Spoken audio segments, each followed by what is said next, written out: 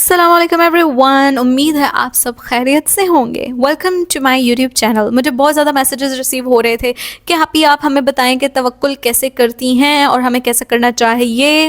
तो मैंने सोचा कि मुझे 1 या 2 मिनट की एक छोटी सी वीडियो बनानी पड़ेगी, उससे अच्छा है कि मैं यूट्यूब पे वीडियो बना लूँ, इसी बहाने मेरा यूट्यूब का कंटेंट तैयार हो जाएगा और साथ ही साथ आप लोगों से बात करने का थोड़ा मौका मिल जाएगा डिटेल में। वीडियो में हमारा ये बनी हमारे साथ रहेगा क्योंकि देखो कितना क्यूट है।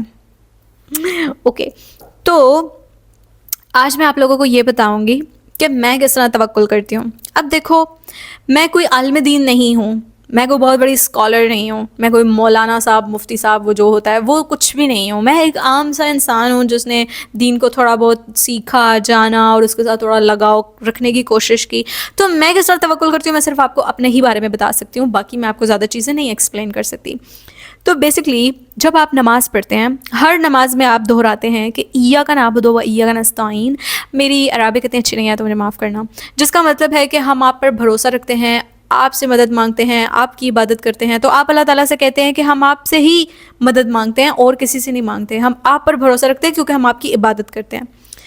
पहली बात तो ये, जब आप इबादत करते हो ना, जब आप नमाज पढ़ते हो, रोज़ा रखते हो, सदका करते हो, कोई भी इबादत करते हो, और जब वो खालिसतन अल्लाह के लिए करते हो, तो उस इबादत में अपने आप को अल्लाह ताला के साथ कनेक्ट कर लिया करो। जब आपका अल्लाह ताला के साथ कनेक्शन होगा, जब आपको अल्लाह ताला की तरफ से मिलने वाले सिग्नल्स रिसीव होंगे, जब आपको सही से अल्लाह ताला की प्रेजेंस अपने अंदर महसूस होगी, तब ही आपका तवक्कुल डेवलप हो पाएगा। हम ज़बान से कह देते हैं कि अल्लाह ताला हम आप पे बहुत भरोसा रखते हैं, लेकिन हम नमाज़ें भी पढ़ते हैं, हम रोज़े भी रखते हैं, हम इबादतें करते हैं, लेकिन हम अल्लाह ताला के साथ अपना कनेक्शन सही तरह से बिल्ड नहीं करते। और इसमें हमारी गलती भी नहीं है क्योंकि हम इतने डिस्ट्रैक्टेड रहते हैं इस दुनिया में, अपने कामों में, कि हमारा वो कनेक्शन उस तरह से बनता नहीं और हम इसके ऊपर टाइम नहीं लगाते, हम एफ़र्ट नहीं करते। हमें लगता है कि 5 मिनट जो नमाज़ पढ़ के अदा करके जानामाज़ ठप के रख के आ जाना है तो बस that is the work, job is done.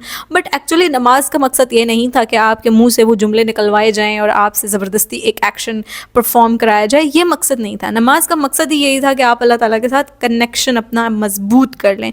और जो मोमिन होता है वो अल्लाह ताला के साथ इतना स्ट्रॉन्ग कनेक्शन बिल्ड कर लेता है कि उसका हर एक्शन फिर गाइडेड एक्शन बन जाता है। अल्लाह ताला उसकी इतनी ज़्यादा मदद करते हैं, इतना ज़्यादा उसको सपोर्ट करते हैं कि उसको अपने हर ज़िंदगी के छोटे से छोटे और बड़े से बड़े मसले में प्रॉपर महसूस होता है कि उसको गाइड किया जा रहा है, उसको सिग्नल्स रिसीव होते हैं, उसको दिल में उसके ख़यालात आते हैं, मतलब जहन में और दिल में उसके फीलिंग्स आ जाती हैं, गट फीलिंग्स आ जाती हैं, और वो बहुत सारी अपनी चीज़ें दुरुस्त कर लेता है और इसी से उसका फिर तवक्कुल डेवलप हो जाता है।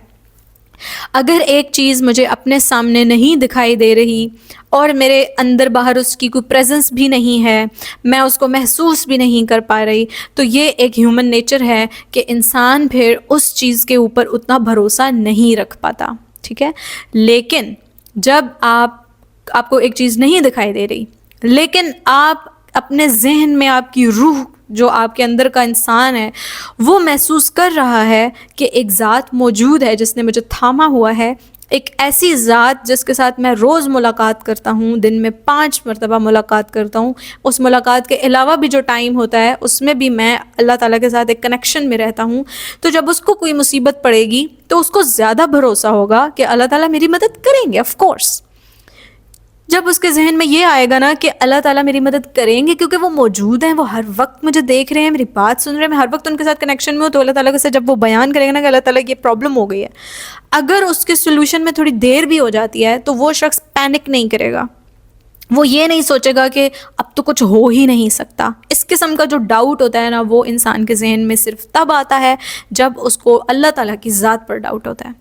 जब आप अल्लाह ताला पर इतना भरोसा करेंगे ना और आपके जहन में होगा ना कि अल्लाह ताला तो वो हस्ती है जिसने इस कायनात को बनाया, जिसने मुझे खल्क किया, जो सिर्फ इस जहान का नहीं बल्कि तमाम जहानों का मालिक है, ये वो एनर्जी है, ये वो ज़ात है, ये वो नूर है, आप इसको कोई भी टाइटल दे सकते हो, कोई भी नाम दे सकते हो।